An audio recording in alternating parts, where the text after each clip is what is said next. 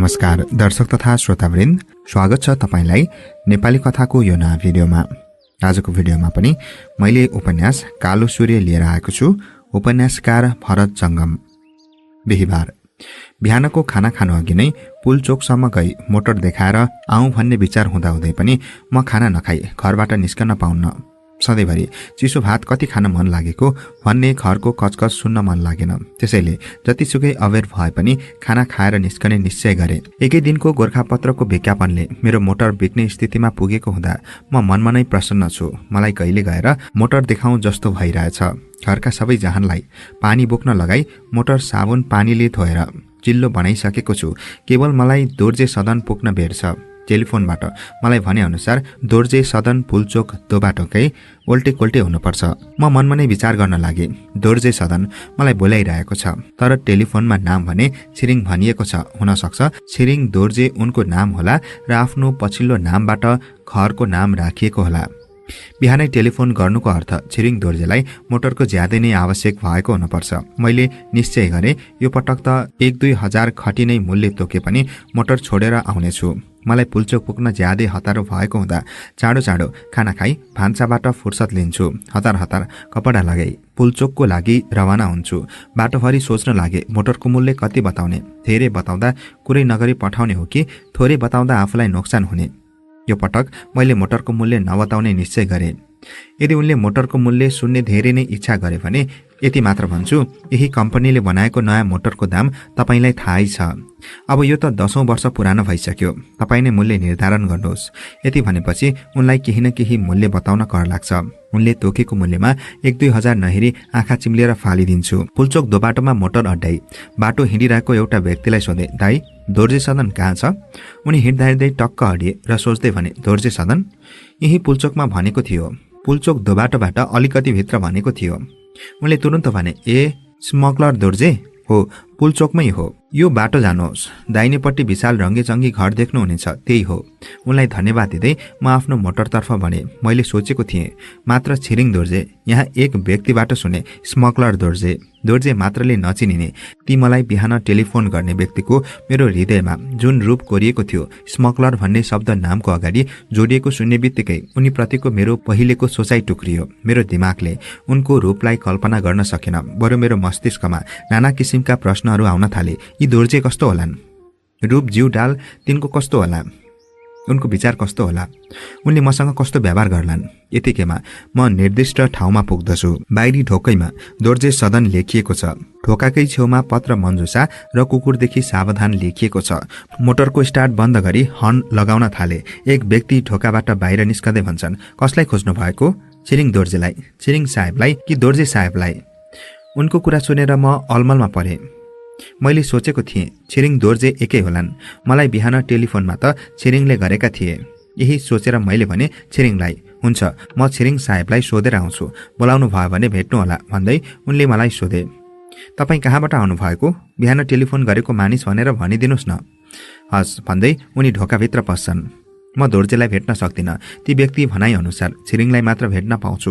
पुलचोक दो बाटोमा भेटिएको व्यक्तिको एक शब्दको प्रयोगले मलाई दोर्जेसँग भेट गर्ने इच्छा बढिरहेछ। बाहिरी ढोका खोलेर मलाई पहिलेका व्यक्तिले स्वागत गर्छन्। म आफ्नो मोटरभित्र क्याम्पमा प्रवेश गराउँछु। ती व्यक्तिले मलाई बाहिरी खुला बैठकमा बस्न भन्छन्। म गई बाहिरी बैठकको एक गद्दादार मेजमा बस्छु। यो बैठक 3 तर्फबाट फूल र लहराहरूले सम्पूर्ण बैठकलाई ढाकेको छ। मानु यो बैठक बगैँचा हो। एक युवक बैठकमा प्रवेश गर्दै भन्छन्, यहाँलाई नै हो मैले बिहान फोन गरेको? हो, तपाईँ छिरिङ हुनुहुन्छ? हजुर भन्दै उनी हात मिलाउन मतर्फ भने। म नजिकैको मेजमा बस्दै भने, गाडी यही हो? हजुर यही हो। यो त ज्यादै थोत्रो रहेछ। थोत्रो त होइन, पुरानो पक्कै हो। कति मोल राख्नु भएको छ? के मोल राख्ने पुरानो मोटरको? चलाई हेर्नुहोस्, इन्जिन सब बनाएको छु, टायर सबै नयाँ छन्। मोटर हेरेर आफै मोल गर्नुहोस्। उनले मोटरको साँचो माग्दै भन्छन्, जाउँ न स्टार्ट गरी हेरौँ। हामी दुवै मोटरतर्फ जान्छौँ। उनी ड्राइभर सिटमा बसी स्टार्ट गर्न थाल्छन्। मेरो नजर क्याम्पको चारैतर्फ फिजिन थाल्छ। एकाएक मेरो आँखा मोटर ग्यारेजमा पर्छ। 101 चम्किला र नयाँ मोडेलका 4वटा कारहरू देख्छु। ती मोटरको दाजुमा मेरो त मोटर नै भन्न नमिल्ने किसिमको छ। मलाई लाज लाग्न थाल्यो। घरमा 4-4वटा मोटर भएर पनि किन मोटर किन्न खोजे? यसमा मलाई आश्चर्य लाग्यो। मोटरको हेरदेखपछि छिरिङ र म फेरि बैठकमा आयौँ। मेरो टाउको लाजले निहुरियो। म केही सोध्न नसक्ने स्थितिमा पुगेँ। आफैले मोटर हेर्नुहोस् भनेर हेर्न लगाएको छिरिङसँग कस्तो छ त भनेर सम्म सोध्न सकिन। उनले नै सोधे, मोल कति राख्नु भएको छ? मैले उनको कुरा काट्दै बिस्तारै भने, त्यो ग्यारेजको मोटर तपाईँको होइन? गाडी त हाम्रै हो। यी सबै दोर्जे साहेबका मन परेका गाडी हुन्। प्राय उहाँ मात्र चढ्नुहुन्छ। नयाँ गाडी लिन लागेको उहाँको म्यानेजरको लागि हो। उत्सुकता साथ मैले सोधे, यो दोर्जे साहेबको हुनुहुन्छ? मैले त सोचेको थिएँ तपाईँको नाम नै छिरिङ दोर्जे होला भनेर। टेलिफोनमा छिरिङ भन्नुभयो, घर दोर्जे सदन भन्नुभयो। दोर्जे साहेब मेरो बोस हुनुहुन्छ, म उहाँको सेक्रेटरी हुँ। ए, दोर्जे साहेब यहीँ बस्नुहुन्छ? हो, यहीँ बस्नुहुन्छ। काठमाडौँ बस्दा मतलब? उहाँ अरू ठाउँमा पनि बस्नुहुन्छ? उहाँको न्युयोर्क र ह्याम्बर्गमा पनि घर छ। ए, यसको मतलब धेरै समय उतैतिर रहनुहुन्छ। वर्षभरि नै भन्नुहोस् न। यहाँ त वर्षको 8-9 खेप आउनुहुन्छ। हप्ता 15 दिन बस्नुहुन्छ। अहिले कहाँ हुनुहुन्छ उहाँ? अहिले त यहीँ हुनुहुन्छ। दोर्जेको बारेमा मैले जति कुरा सुने त्यसबाट मेरो उनीसँग भेट्ने इच्छा झन बढ्दै गइरहेछ। म कसरी भेट्ने इच्छा व्यक्त गरौँ? सोझै छिरिङलाई मैले दोर्जे भेट्ने इच्छा व्यक्त गर्दैमा भेट्न पाइएला भन्नेमा म विश्वास त छैन। तैपनि मैले छिरिङलाई बिस्तारै भने, के दोर्जे साहेबलाई म भेट्न सक्छु? उनले मेरो प्रश्न नै नबुझी जवाफ दिए, यो एउटा गाडी खरिद गर्न मै सक्छु। उहाँले मलाई यस्तो सानोतिनो काम गर्ने फुल पावर दिनुभएको छ। दोर्जे साहेबसँग कुरा गर्नुपर्ने आवश्यकता नै छैन। मैले उनको सबै कुरा बुझेँ, तर मेरो कुराको आशय भने उनले बुझेनन्। मैले उनलाई विचार बदल्दै आफ्नो राय व्यक्त गरेँ, यो ज्यादै पुरानो मोटर छ। फेरि दोर्जे साहेब जस्ताले उनको म्यानेजरलाई खरिद गरेर दिने मोटर राम्रै हुनु पर्यो। बरु कतिसम्म तिर्ने यहाँको विचार छ, म साथीहरूलाई भनिदिउँला। त्यो त गाडी हेरेर भन्ने कुरा हो। राम्रो गाडी भएमा 1 लाखसम्म तिर्न सकिन्छ। मैले मनमा नै भने, यो रकमले त मेरो जस्तो 5-6 वटा गाडी खरिद गर्न सक्छ। जो सम्झेर म घरबाट निस्केको थिएँ त्यसमा असफल भएँ। यहाँ आइपुगेपछि ती महापुरुष, जसको अमेरिका र जर्मनीमा पनि घर छ, सँग भेट्दा अभिलाषा भित्री मनमा जागिरहेछ। म अब त्यही योजना बनाउनमा व्यस्त छु। मैले सोच्दै गएँ, धेरै समय युरोप र अमेरिकामा बस्ने दोर्जेको घरको बगैँचा र यो महलको बाहिरी आकृति पूर्ण युरोपेली शैलीमा देखिरहेछु। घरको भित्री सजावट कस्तो होला, जो म कल्पनासम्म पनि गर्न सक्दिनँ। छिरिङ र मेरो कुराकानीबाट मेरो मोटर उनको लागि अयोग्य साबित भइसकेको छ। म अब मोटर बेच्न पक्षमा छैन। मेरो उद्देश्यमा परिवर्तन आइसक्यो। म यस घरको वातावरण सम्बन्धमा जानकारी लिने पक्षमा छु। मैले छिरिङलाई सम्बोधन गर्दै भने, तपाईँको कुरा गराइबाट तपाईँ दार्जिलिङको जस्तो देखिनुहुन्छ हो? हजुर, त्यतै हो, कालिम्पोङ। यहाँ कति भयो काठमाडौँ बस्नु भएको? 2 वर्ष हुन लाग्यो। 2 वर्षदेखि नै दोर्जे साहेब कहाँ हुनुहुन्छ? होइन, 1.5 वर्ष भयो। त्योभन्दा अगाडि एउटा बोर्डिङ स्कुलमा पढाउँथे। 6 महिना स्कुलमा शिक्षक भई काम गरे। मैले काठमाडौँको स्थिति अगाडि राख्दै उनलाई भने, हो, शिक्षक पेसाले काठमाडौँमा बाँच्नै कठिन छ। तपाईँले पनि अनुभव गर्नुभयो। कस्तो लाग्यो तपाईँलाई? त्यही कारणले त मैले शिक्षकको पेसा छोडेको। हुन त जुन बोर्डिङमा म पढाउँथे त्यो बोर्डिङले मलाई राम्रै तनखा दिएको थियो। महिनाको 650 रुपियाँले म एक्लोलाई पनि नपुग्ने। काठमाडौँको स्ट्यान्डर्ड यही हो, के गर्नु, बाँच्नै पर्यो। दोर्जे साहेब कहाँ त तपाईँलाई राम्रै होला नि? एकदम राम्रो। बस्नु यहीँ बस्छु। खाना पनि फ्री छ, मोटरको सुविधा छ, तलब पनि ह्यान्डसम छ, काम पनि त्यति भिड छैन। उनले साधारण किसिमबाट आफ्नो स्थिति मेरो अगाडि राखे पनि मेरो लागि दोर्जे साहेबको महत्त्व झन बढ्दैछ। दोर्जे साहेबसँग भेट्न उपाय रच्दै मैले छिरिङलाई भने, दोर्जे साहेबसँग भेट्ने मलाई साह्रै ठुलो इच्छा छ। उहाँको नाम सम्बन्धमा परिचित थिएँ। आज संयोगले यहीँ आइपुग्यो। चिनाजानी भयो भने मैले पनि उहाँलाई कुनै सेवा पुर्याउन सक्थेँ कि? उनले एकछिनसम्म केही जवाफ दिएनन्। मलाई भेट गराउँछु भन्न पनि सकेनन्। हुँदैन भेट हुँदैन पनि भन्न सकेनन्। केही बेरपछि उनले भने, हुन त परिचय हुनु ज्यादै राम्रो कुरा हो। गाडी त तपाईँसँग मिलेन, तर हाम्रो चिनाजानी त गाडीकै माध्यमबाट भयो। तपाईँले जो दोर्जे साहेबसँग भेट्ने कुरा गर्नुभयो त्यो म अहिले भन्न सक्दिनँ। विनम्रतापूर्वक छिरिङलाई आफ्नो आशय व्यक्त गरे। तपाईँसँग परिचय भयो। अब एक अर्कालाई परिआएको समस्याप्रति सक्दो सहयोग पनि निश्चय प्राप्त हुन्छ। त्यसैले चिनाजानी भनेको ठुलो कुरा हो। उहाँको नामले गर्दा मलाई धेरै समयदेखि उहाँसँग चिनाजानी गर्ने इच्छा थियो। आज साँच्चै भनौँ भने मोटर देखाउन मात्र होइन, म उहाँलाई पनि भेट्न आएको हुँ। छिरिङजी, कृपयापूर्वक तपाईँले मद्दत गर्नुभयो भने मेरो वर्षौंको इच्छा पूर्ति हुन्छ। उनी मेरो कुरा सुनेर टोलाए। केही भन्न सकेनन्। सायद उनले सोचे होलान्, यो को हो, किन भेट्न चाहन्छ? उनको मनको शङ्कालाई हटाउँदै मैले भने, छिरिङजी, तपाईँ दोर्जे साहेबलाई यति भनिदिनुहोस्, एकजना अपरिचित स्थानीय व्यक्ति भेट्न आएका छन्। तपाईँलाई सहयोग गर्छु भन्ने इच्छा व्यक्त गर्छन्। भेटौँ कि नभेटौँ? यसो भन्दा उहाँले भेट्न इच्छा व्यक्त गर्नु भएन भने नभेटौँला। यहाँले त्यति कष्ट गरिदिनु पर्यो मेरो लागि। ठिक छ, तपाईँको यही इच्छा हो भने म एकपल्ट भनिदिन्छु, एकछिन बस्नुहोस् भन्दै बैठकबाट बगैँचातर्फ लागे। 10 मिनटपछि उनी आई मसँग मेरो बारेमा सोध्न लागे। तपाईँको नाम के? कहाँ बस्नुहुन्छ? किन भेट्ने? के काम गर्नुहुन्छ? मैले छिरिङलाई एक एक प्रश्नको उत्तर दिए। आफ्नो काम सम्बन्धमा विशेष केही नभएको, काम त केही गर्दिन भनेर भने। यो पनि जोडे कि राम्रो कामको खोजीमा छु। उनी फेरि मलाई त्यही एक्लै छाडी गए। 5 मिनेटपछि छिरिङ प्रसन्न मुद्रामा मेरो सामु आएर भने, हेर्नुहोस्, तर उहाँसँग धेरै टाइम त छैन। हामी दुवै खुला बैठकबाट बगैँचातर्फ झर्यौं। मैले मनमनै छिरिङलाई धन्यवाद दिएँ। उनले मैले भने भन्दा लम्बे चौडे फुर्का नजोडिकन दोर्जे साहेबले भेट्ने इच्छा व्यक्त गरेका छैनन्। निश्चय पनि उनको काममा सम्मिलित हुन आएको कुरा छिरिङले दोर्जे साहेबलाई बताएको हुनुपर्छ। मलाई त केवल दोर्जे साहेब कस्ता छन्, उनको रहन सहन कस्तो छ, पुलचोकमा भेटेको व्यक्तिले भनेको शब्द र वास्तविकता कति मेल छ। हामी एउटा ठूलो हलमा प्रवेश गर्यौं। यो मुख्य बैठक रहेछ। त्यहाँ एकछिन बस्न लगाई छिरिङ त्यसभन्दा भित्रको कोठातर्फ लाग्छन्। यो बैठकको चारैतर्फ पूर्ण आरामी सोफाहरूले घेरिएको छ। यसको बीच भागमा आगो बाल्ने आतसखाना र वरपर नेपाली शैलीका मूर्तिहरू र हस्तकलाका सामानले बैठकको भित्ताहरू सिंगारिएका छन्। बैठकको सबैजसो भाग उनको गलैँचाले छोपिएको छ। एकैछिनमा छिरिङ बाहिर आउँदै मलाई भित्र कोठामा आउने इशारा गर्छन्। म भित्रको कोठामा प्रवेश गर्छु। मैले त्यहाँ कुनै दोर्जे साहेबलाई देखिन।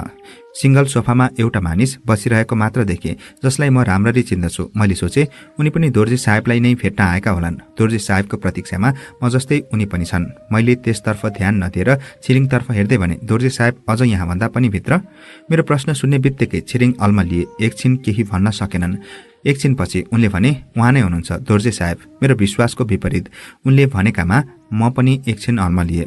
मैले दोर्जे साहेब को नहोलान् भनेको त एउटा साधारण मानिस पो रहेछन्। त्यसमा पनि मैले पहिले चिनेको दोर्जे साहेब भनिएको व्यक्ति आजभन्दा 8 वर्ष पहिले मैले चिनेको हुँ। तिब्बतीयन शरणार्थीको रूपमा नेपाल प्रवेश गर्ने यो व्यक्तिले नेपाली भाषा नजानेको हुँदा यिनलाई मैले मद्दत गरेको थिएँ। क्षेत्रपाटीमा 200 रुपियाँ प्रति महिनामा डेरा खोजेर मैले नै व्यवस्था गरिदिएको थिएँ। यिनको र मेरो त्यसै ताक 2 वर्षसम्म बाटोघाटोमा बराबर भेट भइरहन्थ्यो। 5-6 वर्षदेखि यिनलाई मैले देखेको थिइनँ। आज देखे दोर्जे साहेबको रूपमा। म उनीतर्फ बढ्दै भने, तपाईँ हो दोर्जे साहेब, मलाई चिन्नुभयो? किन नचिन्नु? शान्त स्वभावमा उनले भने, बस्नुहोस्।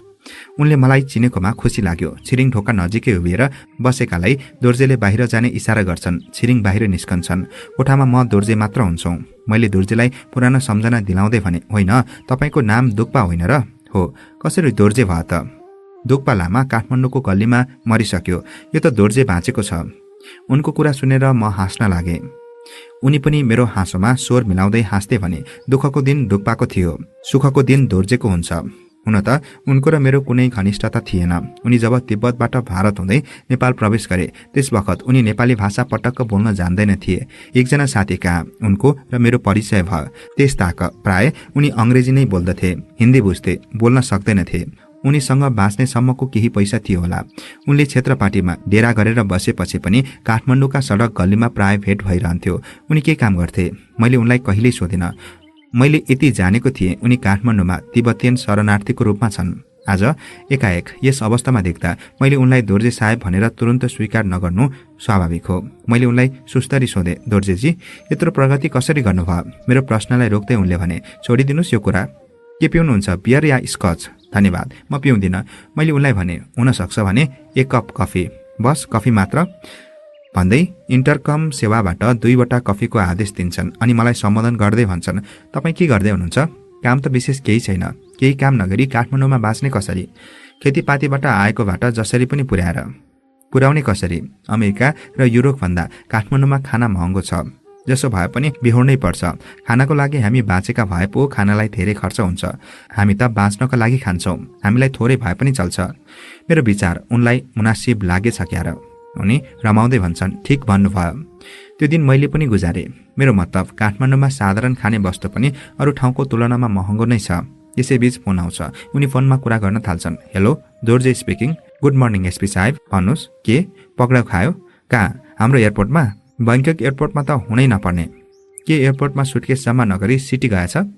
आज सिङ्गापुरबाट टेलेक्स आउँछ भनेर कुरेर बसेको। Bad news, thank you. Okay, by by. Telephone राख्दै मतर्फ फर्कदै भन्न लागे, कच्चा मान्छेहरूलाई काम लगाएपछि धोकामा परिन्छ। वास्तविकतासँग म अनभिज्ञ भए पनि एकहोरो टेलिफोनिक वार्तालापबाट केही अनुमान गर्दै मैले दोर्जेलाई भने, कस्तो मूर्ख रहेछ? मेरो प्रश्नको उत्तर दिन उनलाई कर लाग्यो। उनी मलाई तलदेखि माथिसम्म हेर्दै भन्छन्, त्यही त भनेको, कच्चा मान्छे बैंकको रमझम साँझ बिताउन हतारिएर निस्कियो होला, पक्राउ खायो। त्यो पनि आजै इन्टरपोलले खबर गरेको रहेछ। जानकारी त छिट्टै पाए। अहिले म के गर्न सक्छु र? उनको नोक्सानप्रति सहानुभूति देखाउँदै भने धेरै नै पर्यो कि उनले आफ्नो खुट्टा कफी टेबलमा सोझाएर दुवै हात मुख नजिकै लगेर विचार गर्दै भन्न लागे, होइन, धेरै त होइन। सिङ्गापुर पुगेको भए $5,00,000 को थियो। अब नपुगेको हुँदा 5 लाख रुपियाँको माल खरिद र 8 लाख रुपियाँ मिसलिनियस खर्च गर्दा 13 लाखको नोक्सान भयो। मैले बिस्तारै सोधे, माल के थियो कुन्नी? उनी मेरो कुरामा ध्यानै नदिई विचारमग्न भएर सोफामा लेटिरहेका छन्। एकैछिनमा इन्टरकम सेटबाट छिरिङलाई बोलाएर भन्छन्, अहिले सिङ्गापुर कन्ट्याक्ट गरेर माल नआइपुग्ने कुरा पार्टीलाई बताइदेऊ। आजै जुम्ला र दाङमा पनि खबर पठाऊ। 7 दिनभित्र त्यति नै माल तयार हुनुपर्छ। माल सिङ्गापुर नपुग्ने भयो? गुरुङ कहाँ गएछ? पक्राउ खाएछ ब्याङ्कक एयरपोर्टमा। इन्टरपोलले यहाँ खबर गरेको छ। मैले भर्खर खबर पाएँ। खबर त चाँडो पाएँ, तर के गर्न सक्छु र? त्यसैले माल तुरुन्त पठाउनु पर्यो। छिरिङले दोर्जेलाई सम्झाउँदै भने, सोनामसँग पनि 10 लाखको माल छ भनेर अस्ति खबर गरेका थिए। त्यो बुक गरिदिउँ? हुन्छ, त्यो पनि खरिद गर र जुम्ला दाङमा पनि अर्डर गर। छिरिङ बाहिर जान्छन्। दोर्जे आफ्नै काम विषयमा सोचिरहेका छन्। यतिकैमा कलकत्ताबाट ट्रङ्क कल आउँछ। उनी टेलिफोनमा कुरा गर्दै भन्छन्, hello, Dorje speaking here. Yes, Kathmandu. Okay, हो। दोर्जेको चलिसक्यो। डाइरेक्ट जन्मवाला सिप होइन? ठिक छ, ल, राम्रो। तिमी आजै काठमाडौँ आए हुन्छ? ओके। उनी लामो सास फेर्दै भन्छन्, एउटा ठुलो हेडेक पार भयो। उनको मनको कुरा म बुझ्न सक्दिनँ। उनी मसँग स्पष्ट कुरा गर्न चाहिरहेका छैनन्। जति एकरो कुरा सुने त्यसबाट केही न केही अन्दाज लगाउन सके पनि म यस विषयमा उनीसँग कुरा गर्न सक्दिनँ। मेरो 1-2 प्रश्नको उत्तर दिन उनी हिचकिचाएका छन्। यस विषयमा मैले पूर्ण जानकारी नपाउने निदो गरी म अर्को विषयमा प्रवेश गर्छु र सोध्छु, दोर्जेजी, तपाईँको न्युयोर्क र पश्चिम जर्मनीमा पनि कारोबार छ भन्ने कुरा सुनेको थिएँ। त्यसको कारोबार कस्तो चलेको छ? कसरी थाहा पाउनुभयो? दोर्जेजी, तपाईँको नाम त ज्यादै ठुलो व्यापारीमा गरिन थालेको छ। तपाईँको रूपसँग परिचित नभए पनि धेरै मानिसले तपाईँको नाम सुनेका छन्। यति कुरा किन थाहा नपाउनु? उनी मेरो कुरा सुनेर छक्क पर्दै भने, के म यस्तो प्रचारमा आइसकेको छु? तब त मुस्किल पर्यो। के को मुस्किल? नाम चल्नु नै त राम्रो हो। प्रचारमा आएपछि मैले त्यति पैसा कमाउन सक्दिनँ जति प्रचारमा नआउँदा कमाउन सक्छु। मैले सोचेको थिएँ केवल म तारे होटेल र प्रहरीसँग मात्र परिचित छु। त्यसो भए तपाईँ पनि मलाई भेट्न आउनु भएको प्रचारको कारणले नै हो त? उनको शङ्का निवारण गर्दै मैले म आएको कारण बताएँ। मेरो मोटर छिरिङले मन नपराएको र काम नलाग्ने पुरानो भएकोले खरिद बिक्री हुन नसक्ने स्थिति पैदा भएको कुरा पनि उल्लेख गरे। मोटरको खरिद बिक्री नभए पनि घरको मालिकसँग भेटु भन्ने इच्छा पैदा भएको हुँदा भेट भएको कुरा विस्तारसँग प्रस्तुत गरे। विस्तृत रूपमा म भेट्न आएको कारण बताइसकेपछि उनले भने, हो, ह्याम्बर्ग र न्युयोर्कमा कारोबार छ। यही हाम्रो नेपाली हस्तकलाका सामान र तिब्बतियन र नेपाली गलैँचाको बिक्री कक्ष खोलेको छु। सबैतिर आफैले हेर्नुपर्छ।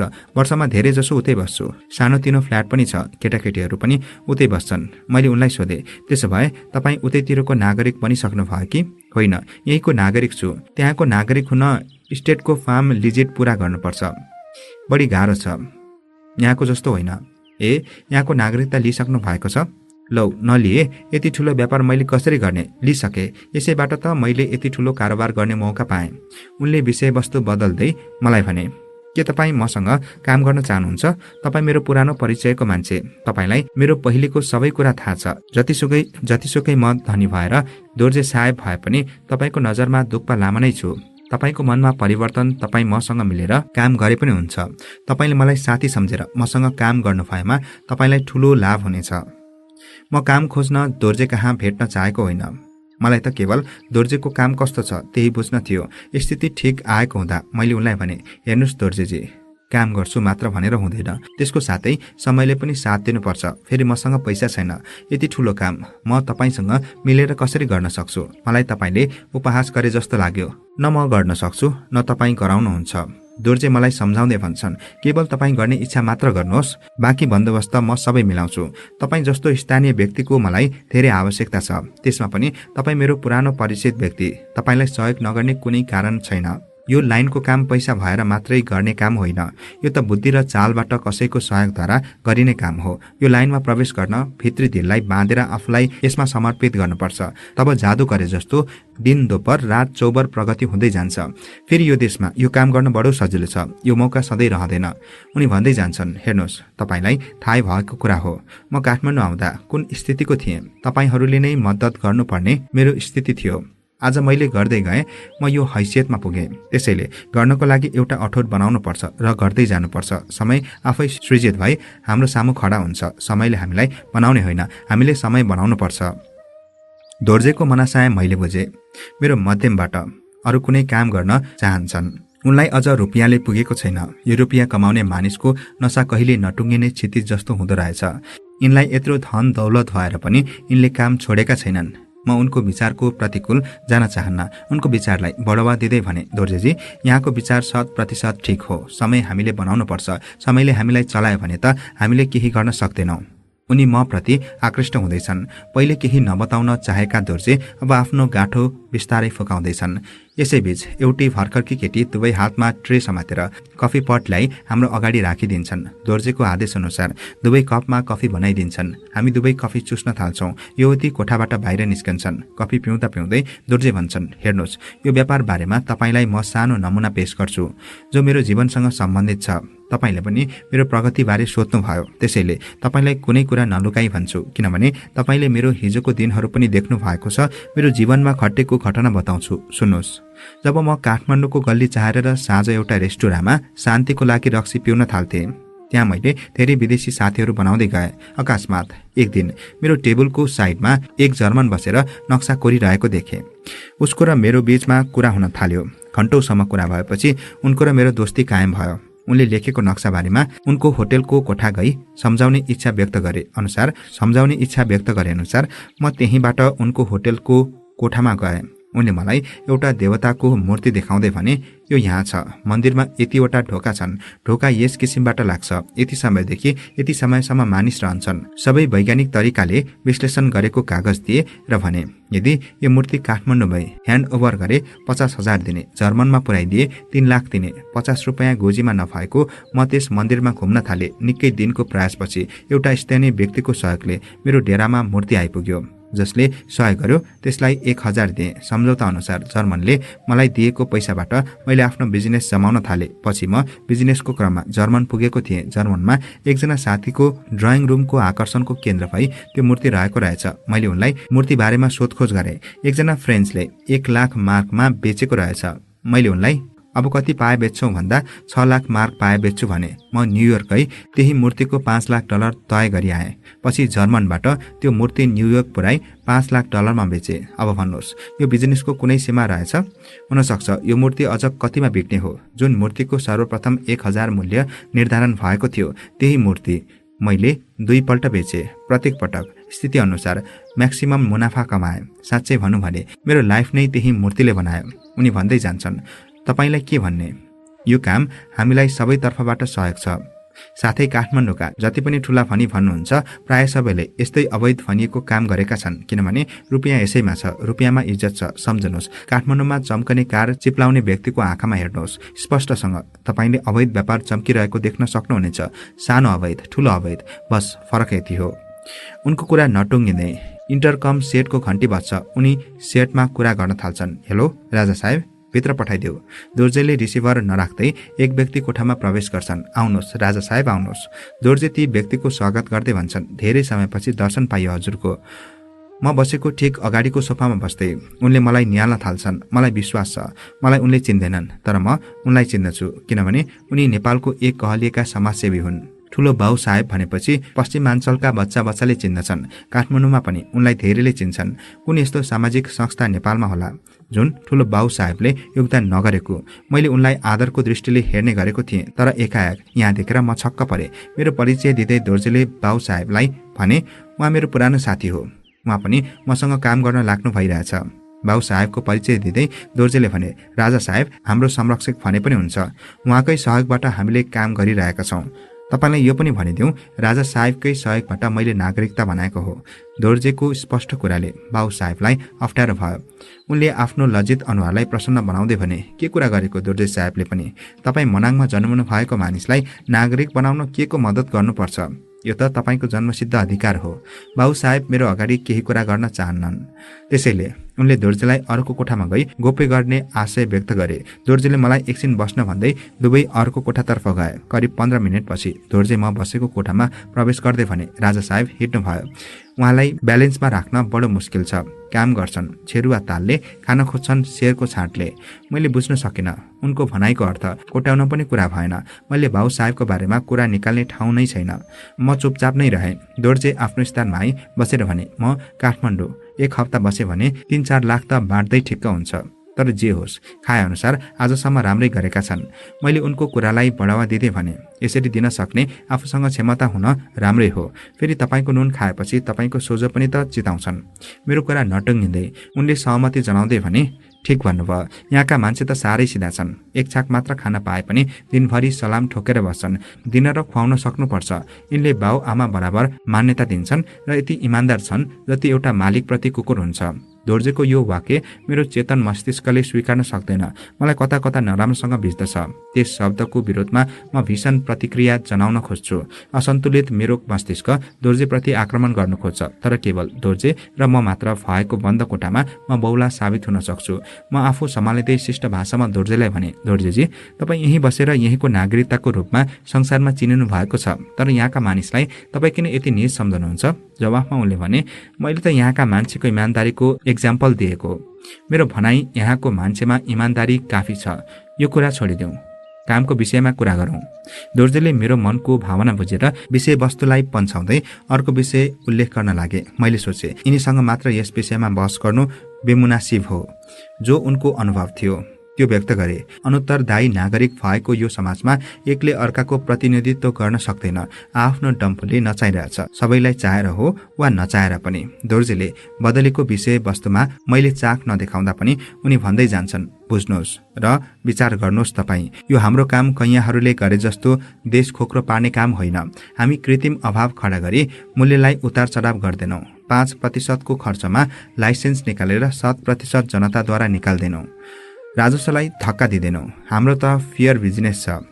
सडी पढेर जाने जङ्गलका वस्तुहरू उपयोगमा ल्याउँछौँ। अनुत्पादित मूल्यहीन वस्तुको मूल्य निर्धारण गर्छौँ, जसबाट कसैलाई बेफाइदा छैन।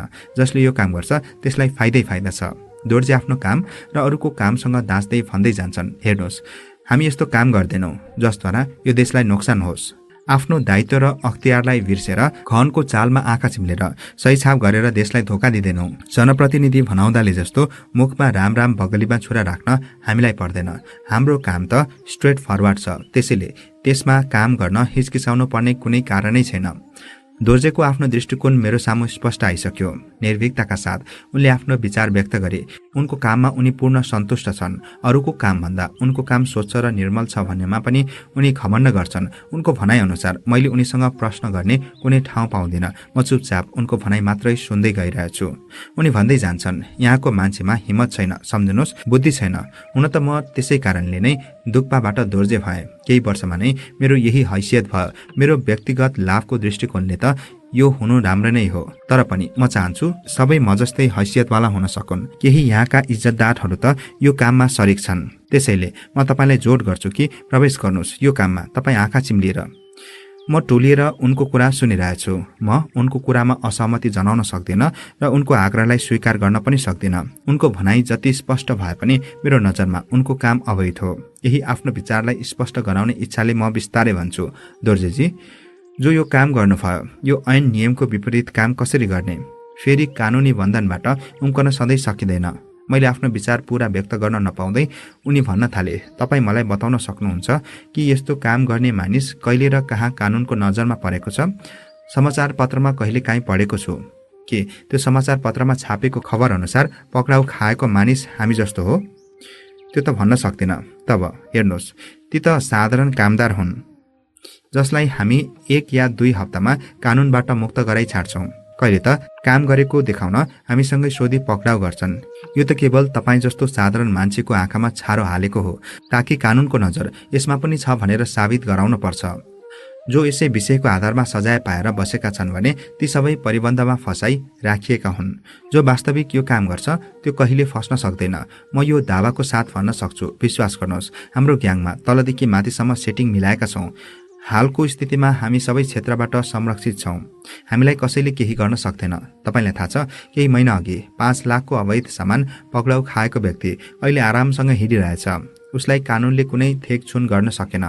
भन्नुहोस्, अब यो कामलाई सरकारले नियन्त्रण गर्न सक्छ, बन्द गराउन सक्छ? तपाईलाई म विश्वास दिलाउन चाहन्छु र म स्पष्ट भन्छु कि यो हामीसँग पुग्नै सक्दैन। तपाई जो अवैध भन्नुहुन्छ त्यो वैध हो, किनभने कानूनको नजरमा हामी सधैँ सफा छौं, राम्रो छौं, असल छौं। दोर्जेको विचारको प्रतिकूल म विवाद खडा गर्न चाहन्न, किनभने उनले वर्तमान स्थितिलाई पूरा बुझ्ने तर्क प्रस्तुत गरेका छन्। उनको भनाई कतिको ठिक हो भनी म वर्तमानसँग तुलना गर्न थाल्छु। उनको भनाई 100% मिल्दछ मेरो समाजको वर्तमान स्थितिसँग। म दोर्जे कहाँ बसेको पनि धेरै बेर भइसक्यो। जो उत्सुकता लिएर दोर्जेलाई भेट्न चाहेको थिएँ पूरा भयो। मैले उनलाई नजिकबाट बुझ्ने मौका पाएँ। नाम मात्र सुन्दा मेरो दिलमा जो कौतूहल पैदा भएको थियो, भेटघाटमा मलाई साधारण लाग्यो। वास्तविक जीवनसँग परिचय हुँदा कुनै अनौठो नहुँदो रहेछ। मैले दोर्जेसँग बिदा माग्दै भने, दोर्जेजी, धेरै समय तपाईको लिए, परिचय भयो, फेरि आउँदै गरौँला, अब जाउँ पनि। उनको कुरामा सहमति मैले नजनाएको हुँदा उनले त्यस कुरालाई फेरि दोहोऱ्याउन थाले। उनीसँग मिलेर काम गर्ने उनको आग्रह बार बार दोहोऱ्याउन थाले। मैले उनलाई यति नै भने, दोर्जेजी, अब परिचय भयो, आउँदै गर्छु। तपाईसँग मिलेर काम गर्ने बारेमा केही दिन म विचार गरौँ। केही दिनपछि म फेरि आउँछु। त्यसपछि उनले मलाई रोक्न सकेनन्। अन्तमा उनले यही भने, जरुर आउनुहोस्, सदैव तपाईलाई स्वागत छ। दोर्जेसँग बिदा हुँदै म भित्री कोठाबाट निस्किए। बाहिरी बैठक 4-5 जना बसिरहेका देखे। एकाएक म ती व्यक्तिको अनुहार निहाल्न पुग्छु। मैले कहिल्यै नदेखेका अनुहारहरू पनि मलाई निशाना लगाउँछन्। छिरिङको खोजीमा मेरो आँखा फेरि बैठकको चारैतर्फ दौडिन्छ। म छिरिङलाई देख्न सक्दिनँ। बाहिर बगैँचामा अर्का एक व्यक्तिसँग कुरा गरिरहेका छिरिङले मलाई देख्ने बित्तिकै अनौठो अनुहार लगाउँदै मतर्फ बढेर भने, अहो, तपाईले त धेरै टाइम पाउनु भयो। यहाँ दोर्जे साहेबलाई भेट्न कति मानिसहरू आइसक्नु भयो। कुराकानी कस्तो भयो? फ्रुटफुल? भन्नु पर्यो। तब त आउँदै गर्नुहोला। हेरौँ के, आउनुहोस् जरुर। हाम्रो साहेब यति लामो समयसम्म कहिले कुरा गर्नुहुन्न थियो। बढी गर्नुभयो भने 5-10 मिनट। आजको तपाईहरूको बसाइ देखेर त म सहजै अनुमान गर्न सक्छु कि तपाईहरूले एउटा विशेष योजना तयार गर्नु भएको हुनुपर्छ। होइन, कुनै योजना बनेको छैन। जे होस्, तपाईँ आउनुपर्छ। हस्, मैले हाँस्दै औपचारिकता पूरा गरे। म दोर्जे सदनबाट आफ्नो घरतर्फ लागे। बाटोभरि मलाई दोर्जेको त्यो अर्ध उज्यालो बन्द कोठाभित्र नै बसिरहेको अनुभव भयो। मेरो मनभित्र उत्तररहित प्रश्नहरू आउन थाले। इमान्दारिता, नैतिकता, सत्यता। दर्शक तथा श्रोतावृन्द, यो रहेको थियो कालो सूर्यको बाँकी अंश। अरू बाँकी अंश भोलिको भिडियोमा अवश्य पनि लिएर आउनेछु। तबसम्मका लागि बिदा दिनुहोस्। नमस्कार।